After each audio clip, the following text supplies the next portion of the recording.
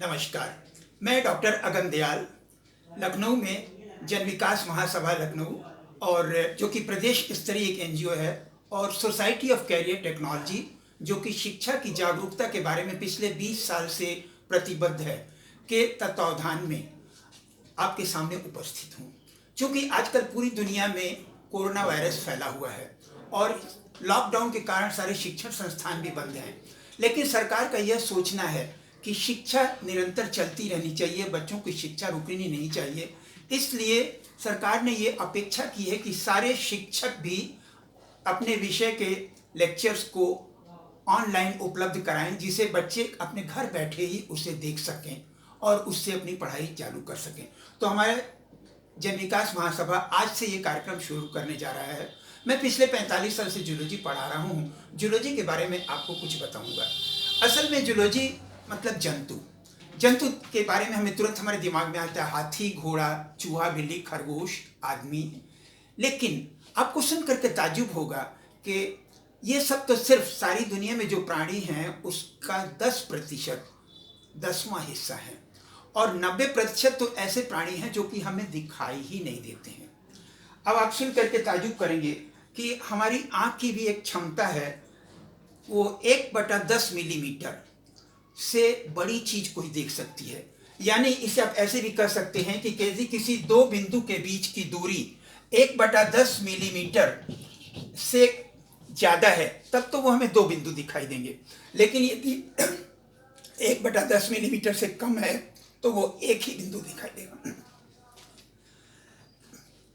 इसीलिए एक लंबे समय तक हम लोग इन छोटे छोटे जानवरों के बारे में हमें जानकारी नहीं थी, लेकिन सन 1665 में एक कांच के को घिस करके लेंस बनाने वाले थे जिनका नाम था रॉबर्ट हुक। और अब तो ये उपलब्धि नहीं है, लेकिन आपको शायद मालूम हो, आपके घर में शायद मिल जाए कि आज के 30 साल पहले तक घरों में जो बोतल का ढक्कन होता था वो ढक्कन कॉर्क का बना होता था जो कि पौधे की छाल से प्राप्त होता था। अब वो कॉर्क उपलब्ध ही नहीं है। फिलहाल रॉबर्ट हुक ने ऐसा किया कि कॉर्क का जो छोटा सा टुकड़ा था उसे सलाद की तरह से काटा और उसके बाद उसे एक मैग्नीफाइंग ग्लास से देखा।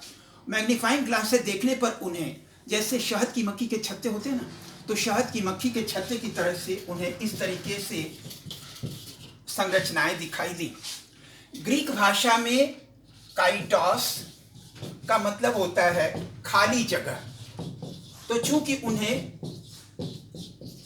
ये खाली जगह दिखाई दिया इसलिए उन्होंने इसका नाम रखा सेल।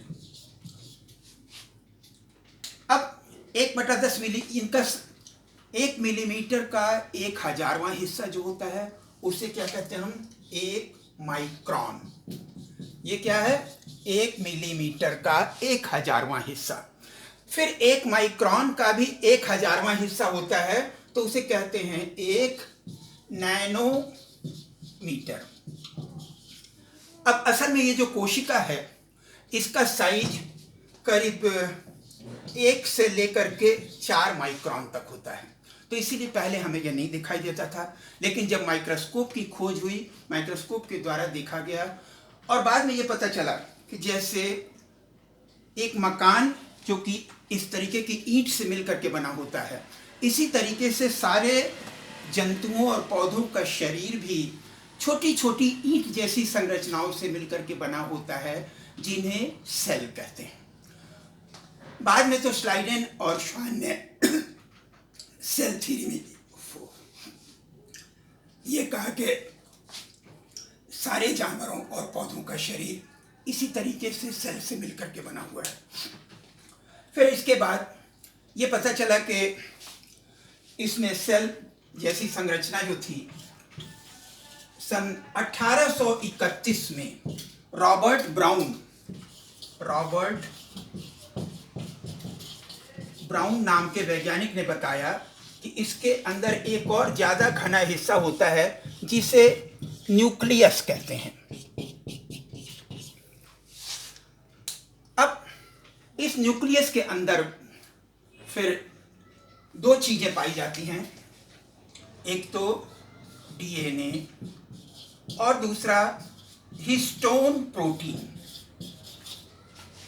अब इसके आधार पर क्या हुआ कि कोशिकाएं दो प्रकार की हो गई। एक तो ऐसी कोशिकाएं जिसमें ये केंद्रक या न्यूक्लियस नहीं था, सिर्फ बाहरी दीवार थी, चार दीवारी थी। अब इसके अंदर इनको क्या कहते थे, प्रोकैरियोट, जिसके अंदर आते हैं बैक्टीरिया। और दूसरी तरफ ऐसे कोशिकाएं हैं जिनमें इस तरीके का कोशिका के अंदर का न्यूक्लियस भी होता है, इन्हें यूकैरियोट कहते हैं। तो हम सभी प्राणी जो हैं यूकैरियोट हैं। इसके बाद एक और बात बड़ी मजेदार आई कि इसमें प्रोकैरियोट में हालांकि जो आनुवंशिक पदार्थ होता है डीएनए और हिस्टोन, तो डीएनए तो इसके अंदर पाया जाता है और जो चार दीवारी वाला सेल मेम्ब्रेन था उसी से जुड़ा रहता है, लेकिन उसको जोड़ने वाला हिस्टोन प्रोटीन नहीं पाया जाता था। जबकि यूकैरियोट कोशिका में क्या होता था कि सेल के न्यूक्लियस के अंदर डीएनए और हिस्टोन प्रोटीन दोनों पाए जाते थे। अब इसके बाद अब आपको ये भी जानने की जिज्ञासा होगी, ये वायरस का क्या चक्कर है। वायरस असल में सजीव प्राणी और निर्जीव इन दोनों के बीच की जोड़ने वाली कड़ी है। मतलब ये एक जैसे चीनी का डला है, नमक का डला है, रखा हुआ है, चुपचाप पड़ा हुआ है, तब तक वो निर्जीव है।